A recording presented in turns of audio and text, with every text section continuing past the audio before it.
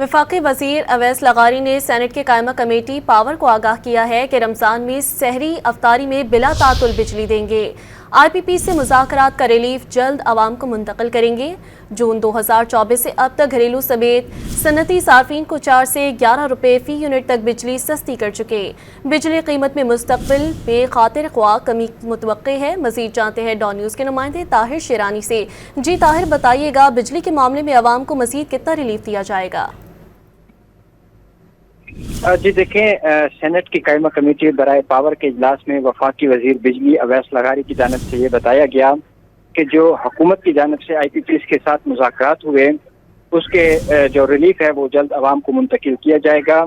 उन्होंने कहा कि जून 2024 से अब तक घरेलू सार्फिन को 4 से लेकर 11 रुपए फी यूनिट तक रिलीफ दिया जा चुका है और बिजली की कीमत में मुस्तकबिल में खातिर खा कमी मुतवक्के है।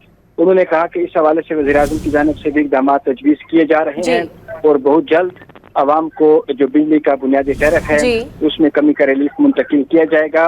इस हवाले से काम हो रहा है और वज़ीर-ए-आज़म की जानिब से अहकाम दिए जा चुके हैं।